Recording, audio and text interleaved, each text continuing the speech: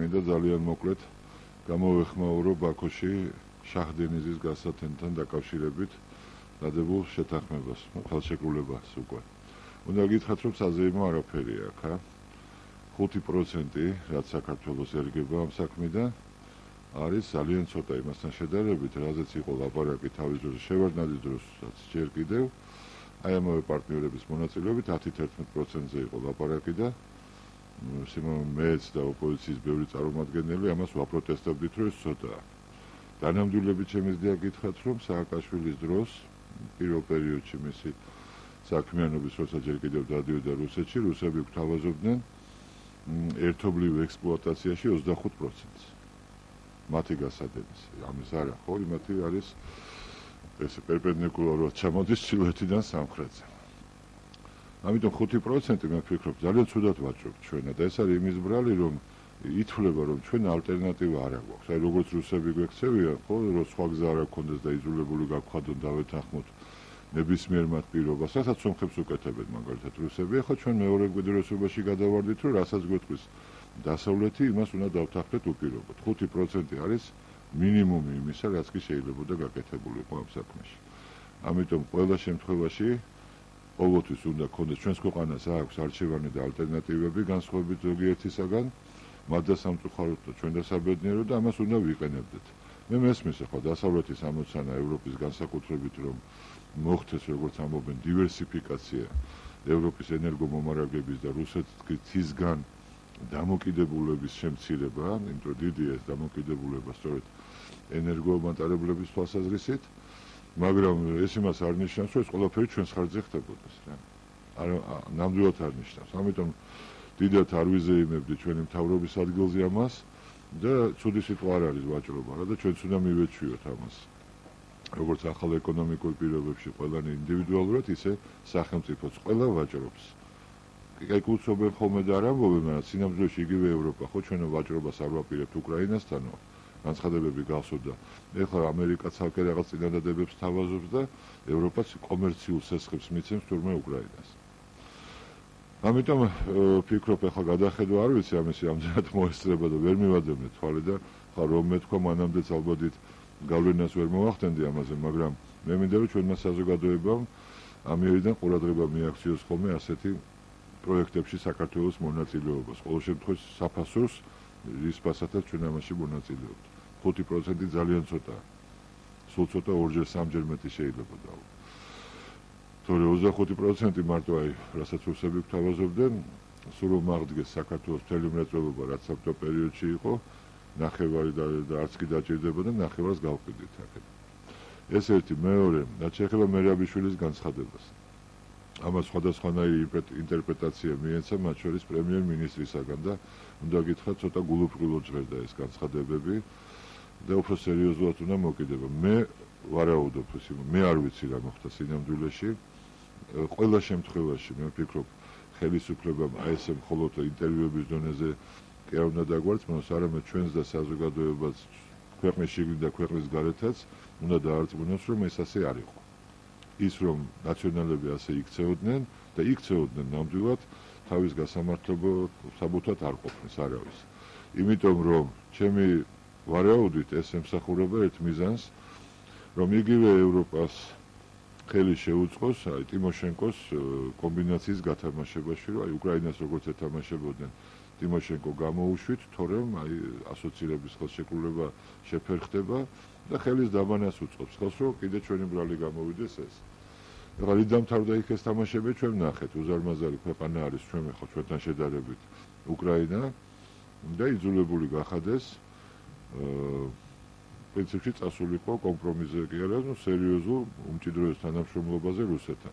იცით ხო, რუსებმა აიღეს მათი ვალები, გადაფარეს. ამას და არ მოაწერესო ხელიო საბაჟო კავშირს და ევრაზიაზე არ არის ლაპარაკიო. ეს მეტია ვიდრე საბაჟო კავშირი და ევრაზია. ამიტომ ჩვენ უნდა გავითვალისწინოთ ესეც და ხელისუფლებას, ჩვენს მთავრობას მეტი ყურადღება მართებს ესეთი რამისადმი, თორემ ეს ჩემი ვარაუდია ვიმეორებ, თუმცა ამას გავს თქვენ ხედავთ, რომ ხო მერაბიშვილის საკითხი კი კანტიკუნტად გაისმის ხოლმე უცხოელებისაგან, დასავლელი პარტნიორებისაგან, მაგრამ არ არის ისეთი სიმწვავის, როგორც იყო ტიმოშენკოს საკითხი. და მე მგონია რომ ვიღაცა სურს რომ ამან შეიძინოს ისეთი სიმწოვე რომ რაღაცა საბაბი გახდეს შემდგომში საქართველოს ევროპაში გაწევრიანების შეფერხების. ეს კიდე ცალკე თემაა, მაგრამ ამას გავს, ამიტომ ვიმეორებ მთავრობამ დაბეჯითებით უნდა დაგვარწმუნოს ყველანი, რომ ეს ამბავი ასე არის. თუ თვითონაც არ მონაწილეობს ამ თამაშში, რა თქმა უნდა.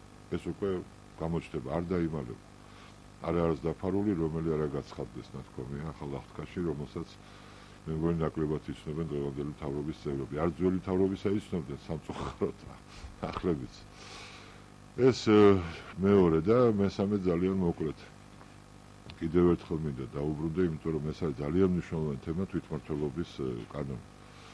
თვითონ არჩევნების და კანონი რაც მთავარია. მე ვიმეორებ რომ რაც შეიძლება და რაღაც კომპრომისი იქ მიღწეულია. კარგია რომ გათვალისწინებული იქნა ჩვენი პატრიარქის რჩევა, რომ სიჩქარედან აუცილებელი მოქმედება აქ არ შეიძლება.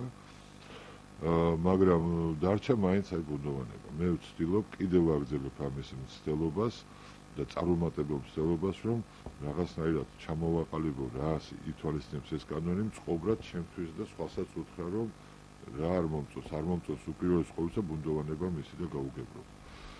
იქ პირველი დონის თვითმმართველობას მე ვფიქრობ წესით უნდა გადაწყდეს, მაგრამ მეორე დონე ტერიტორიული ერთეულების საკითხი არის იმდენად მნიშვნელოვანი მთელი საშინაო და საგარეო პოლიტიკის თვალსაზრისით, რომ საჭიროებს ძალიან სერიოზულ მუშაობას, ყოველდღიურს, დეტალურს და რაც შეიძლება ფართო საზოგადოების მონაწილეობით. მომხრეები იქნებიან თუ მოწინააღმდეგეები. მე არ ვალავ, რომ მომხრე ვარ გამსხვილების ამ ერთეულების უნიტარული სახელმწიფოს პირობებში. ეს არის არა რეგიონების განვითარების მარტო საშუალება, არამედ საერთოდ მთელი ჩვენი ქვეყნის განვითარების საშუალება და მოსალოდნელი საგარეო ჩარევების და გამოწვევების, როგორც ამბობენ, მათი თავიდან აცილების საშუალებაც გახლავთ. მადლობთ. შევივაჭრებით თვითონ ვინ რატომ მოიკლებს? ხომ არ შეიძლება გამოდმებული სულელების როლში ვიყოთ, არა? უნდა 10-11%-ზე იყო ლაპარაკი, 10-ზე იყო, 11-ზე იყო დავა და ის არ მოგწონდა. ეს არის 15-20 წლის წინანდელი ამბავი. 25% ლაპარაკობდა პუტინი, ელაპარაკა სააკაშოს, ნუ დელეგაციაც იყო და ამაზე იყო მსჯელობა. და 25-ს დავანებოთ თავით ასეთი პოლიტიკური მნიშვნელობა აქვს, თუმცა ეგეც საფიქრალი იქნებოდა. არჩევანები არ უნდა შემცირდეს, არ უნდა შევიმციროთ ჩვენ თვითონ. ყველაფერზე ხო შეიძლება რამე არა თქვა და იტყვიან. მე სხვანაირად იტყვიან.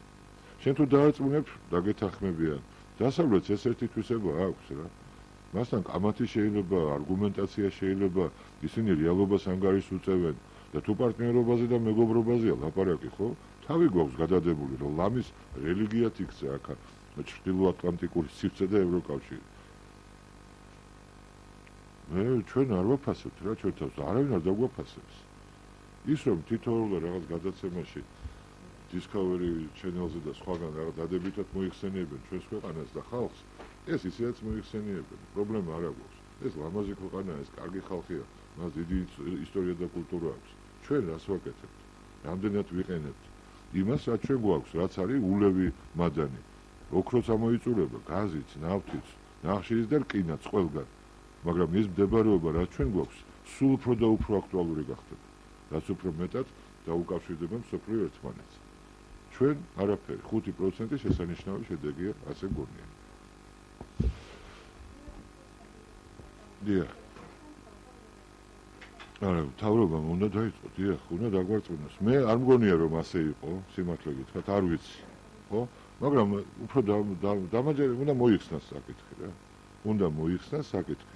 იმიტომ რომ ეს შეიძლება ვიმეორებ გამოყენებული იქნეს და მე მომხრე ვიქნები თუ მოწინააღმდეგე ევროკავშირის შესვლის არ მინდა რომ ამ საბაბით მოხდეს. და ისე არ გამოვიდეს რომ ნები თუ უნებლიეთ ყველამ შეუწყოს იგივე სცენარის გათამაშებას რაც უკრაინასთან დაკავშირებით მოხდა. სინამდვილეში დიდად იქთმებს არავინ იგებს ევროპაში. დაიხუეს ხელზე ტიმოშენკო ყოველი შემთხვევისთვის. არავინ არ დაუხსო ტიმოშენკო დამნაშავეა. ის თავის ქვეყანა დაღუპა მან მართლა წლების მანძილზე იმ ხელასაფასური ახდევინა გაზში. თან პირადი მოგების თვალსაზრისით რა. მაგრამ უნდა მოიხსნას კითხვის ნიშნები ამაზე. კეთილი, დიდი მადლობა.